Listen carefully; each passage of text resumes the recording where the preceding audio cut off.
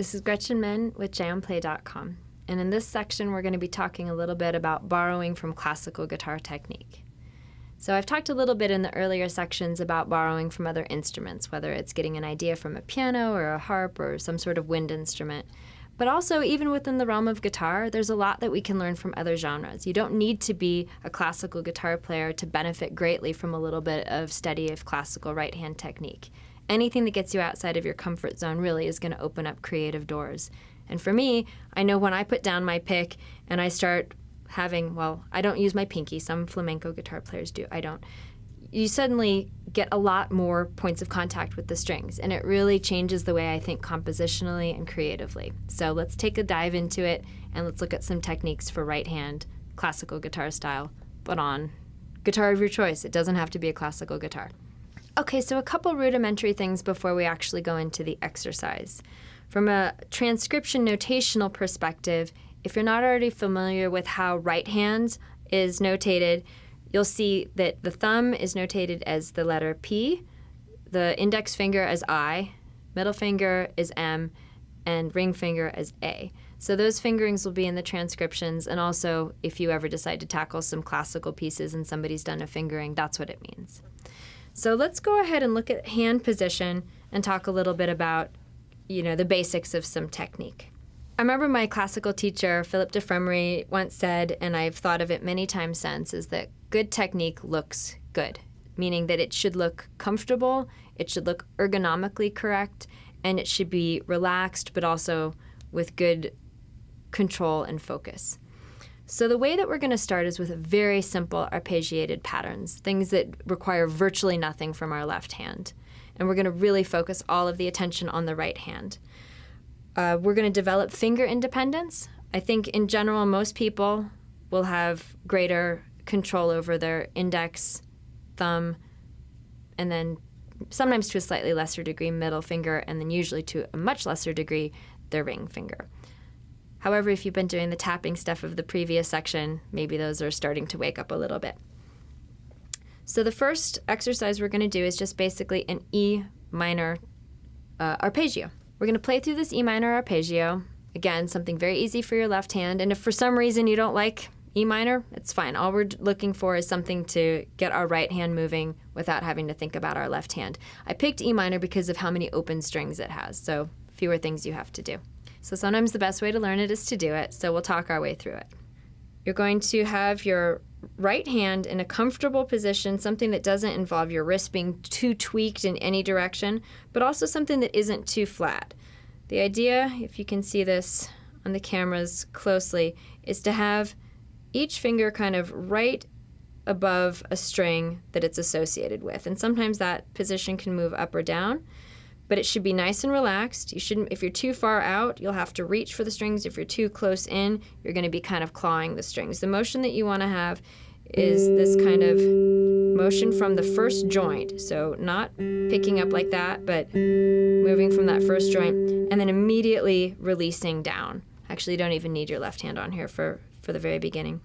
So just go ahead while resting your other fingers on the strings. We're going to have our first finger on the G string, the middle finger on the B string, and the third finger on the high E string with our thumb resting on the low E string. And let's just go ahead and get used to feeling that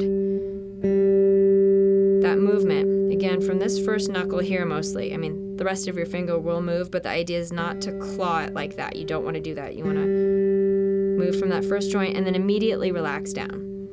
Try that a few times, and then we'll move to the middle finger. So for the middle finger, you can either keep your fingers resting if you like, but I think you're going to actually feel the relaxation better if you're not pressing on the strings. And you're just going to feel how that is, to pluck the B string and then immediately release down. You'll have a little bit of sympathetic movement possibly, but what you don't want to be doing is having all your fingers move together. Just go nice and slowly. Think that you're programming. There's a great book about called The Talent Code, maybe slightly unfortunately named, but it's a fantastic book, and it's about the building of myelin in the brain and about how by slow, methodical, very careful movements and deep practice, you're actually building these super highways that used to be like alleyways. So it's really worth it to invest in the building of a new skill very slowly so that you're building it in exactly the right path. So take your time with it. Then you're going to move to your ring finger, and this is going to be the one that's probably going to be the weakest. It's probably going to feel the strangest and the least under your control. So just really pay attention to the movement, going as slowly as you want and relaxing down each time. So once you get a hang of that, we're going to actually go through a very simple exercise. Okay, so this first exercise is really just going to be an E minor arpeggio. And actually E minor without even your hand on the neck, because we're just going to be using the same strings we were just talking about. So the low E, the G, the B, and the high E. So you've got all the notes of E minor right there.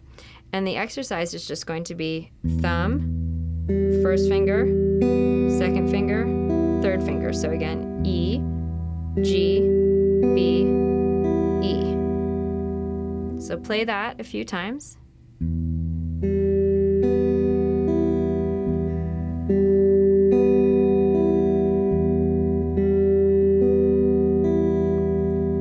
Really concentrating on relaxing each finger down. And something I actually do recommend, this is not a vanity thing, but trying to set up maybe a small mirror, like if you practice, like I practice at my coffee table a lot, like on my sofa, and I have like a small, it's supposed to be a jewelry box, but I just actually use it as a practice mirror. So it's not so much of you that you're gonna get all distracted by your own reflection, but it's just small enough and just at the right height where I can just see my hands on the fretboard. And it's a really effective way to be able to assess your technique and determine if you're doing something kind of weird, because this vantage point you have here is a little bit limited. And a lot of times I'll notice when I have this little right hand practice mirror in front of me, that's when I'll notice like if my pinky's doing something weird or if I'm not as relaxed as I could be. So I do recommend trying something like that. The other thing you can do is if you have your laptop and you turn off the screen just using the little reflection you have of the screen, and that's easy to angle too. Okay, so this next exercise is basically going to be reversing the first exercise, or mostly reversing the first exercise. We're still going to start with the thumb, but then we're going to go ring finger, middle, first finger. So again.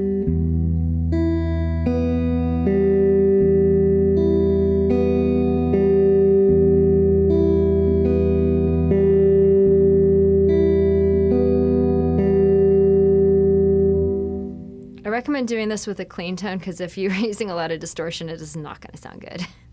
So this next one is an extension of the previous two, and it involves both a descent and a climb, and we are going to be fretting two notes, the B and the E, to have a full E minor chord here. So the pattern is going to go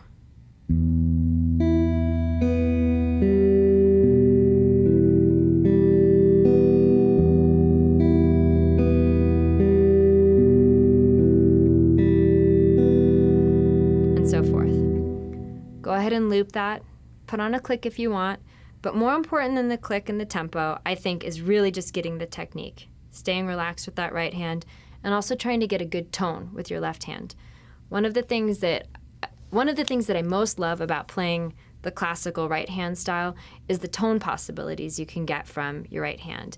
You can really bring out certain notes very easily. You can balance notes well if you listen carefully. So as you go through these exercises, don't just take for granted what you're hearing.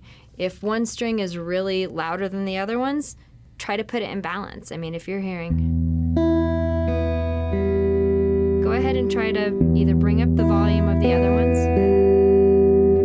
or at least check the volume of the louder one. And with that in mind, it's also good to practice at different volumes. I think we get so focused on practicing at different tempos that we completely forget about this entire other aspect of music, which is dynamics. So how about for now you forget about tempo?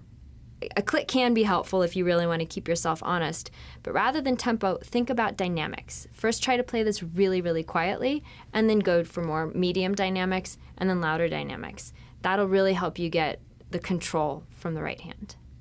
So in this next example, we're just going to add a couple more little elements to get your right hand going, including the first strike we're going to have will be a full chord, a full E minor chord played all at the same time. So the way this is going to sound is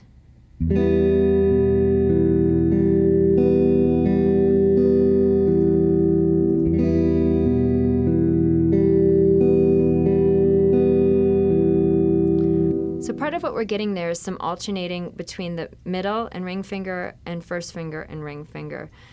Chances are this is the finger that tends to be the most problematic, as I've mentioned, so this will give you a little bit of an exercise without overkill. So for this last example, I'm going to just show you one measure from a classical study, and it'll all make sense in the next lesson because you'll see I actually used this finger pattern in a piece that I wrote. One other thing that we're going to add is called the rest stroke. And the rest stroke, we actually did a little bit of this in sweep picking, and it's where you take your pick and you rest it on the next string. We're going to do this now with our fingers. We'll start with the thumb, and what we've been doing up until now is called a free stroke, meaning that you just pluck the string. A rest stroke, you pluck down and rest on the next adjacent string. Or if you're doing rest strokes with one of the other fingers, you'll be plucking up and resting. The reason to do this is it brings a different tone, it can add weight to a note, it can emphasize a note, and it's used all over the classical technique. So we're going to do some rest strokes as well as a new finger pattern in this exercise.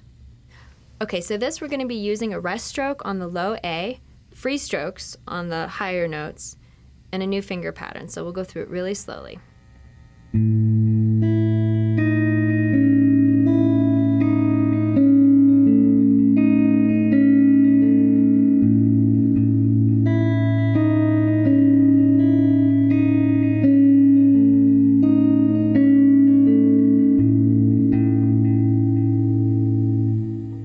So work on that and work on really getting a sense of that rest stroke.